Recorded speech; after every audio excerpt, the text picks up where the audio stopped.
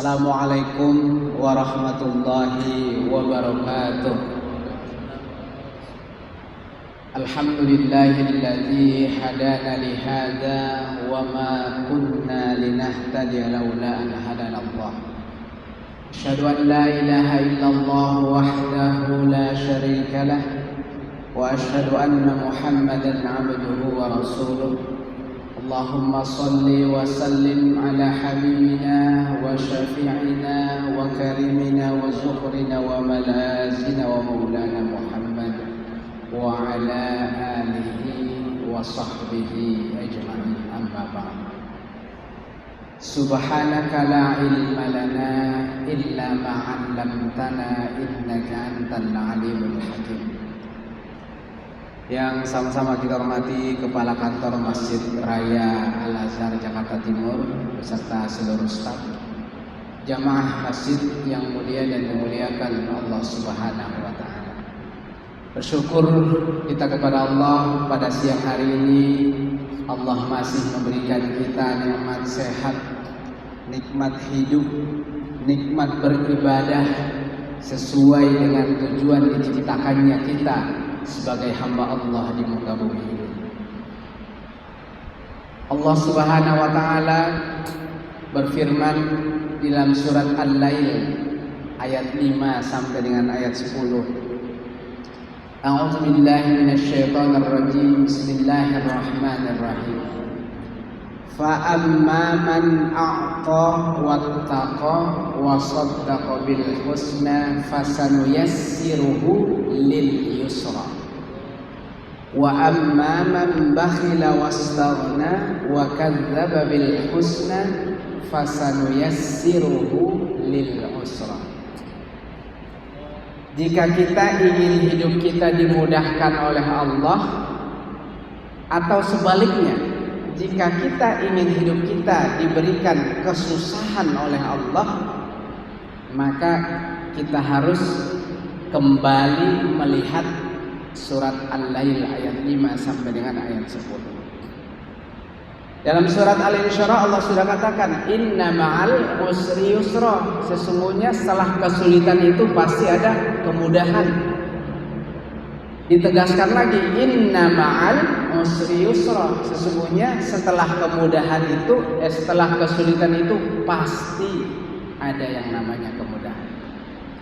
Tetapi ini adalah jalan yang Allah berikan kemudahan kepada kita. Apa yang pertama? Fa'amma man a'ta. Orang yang suka memberi. Dalam Al-Quran itu banyak sekali kita melihat, membaca, meyakini betapa hebatnya pahala bagi orang yang suka memberi, orang yang suka berinfak, orang yang suka bersedekah. Fa'amma man a'ta. Siapa yang suka memberi dengan ikhlas, dia berikan berapapun yang dia punya. Apalagi kalau sekarang ini kan kita saksikan betapa maraknya sedekah subuh. Setelah bangun ke masjid, masukkan ke kotak infak, sedekah subuh sangat dahsyat sekali. Tidak hanya itu, ketika kita memberikan apa yang ada pada kita kepada orang lain, itu sesungguhnya kembalinya kepada diri kita sendiri. Siapa yang bersyukur kepada Allah, ya berarti dia bersyukur atas dirinya sendiri. Itu yang pertama. Fa'amma man a'ta. Orang yang suka memberi. Kemudian yang kedua, wattaqa. Orang yang takwa. Apalagi kalau bulan Ramadan itu selalu dikupas. Orang yang bertakwa itu adalah orang yang seperti ini, seperti ini, seperti ini. Kita bisa introspeksi diri kita, apakah kita ini sudah termasuk orang yang bertakwa atau belum?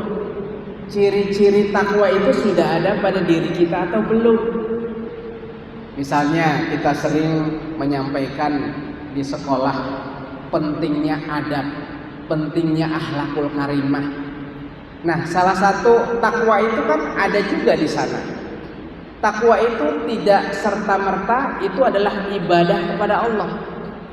Takwa itu bisa juga adalah hablum minan nas, hubungan kita kepada sesama manusia.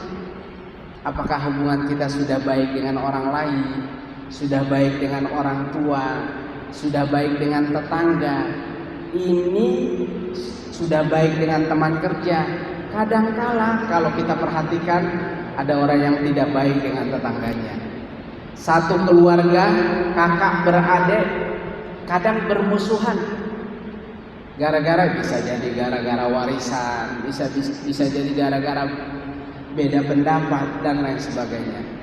Itu bisa saja terjadi, apalagi yang di dunia kerja. Bisa jadi ada yang pengennya saling menjatuhkan, ada yang pengennya maunya bersinar sendiri dan lain sebagainya. Itu adalah sesuatu yang baik dan buruk yang ada pada diri manusia. Nah, untuk itu Allah menyuruh kita untuk bertakwa. Kalau hablum minallah itu pasti diri kita sendiri yang tahu sejauh mana kedekatan kita dengan Allah. Tetapi efek dari hubungan kita kepada Allah itu bisa berdampak kepada orang lain. Misalnya, innas sholata tanha 'anil fahsya'i wal munkar. Ketika kita sudah sholat, tentunya sholat itu haruslah mencegah diri kita dari perbuatan keji dan mungkar. Kita mau berbohong, oh tadi saya sholat. Kita mau marah dengan orang lain, tadi saya sudah sholat. Nah, kita sebagai orang yang beriman tentunya ingin sekali dimudahkan oleh Allah Subhanahu wa Ta'ala.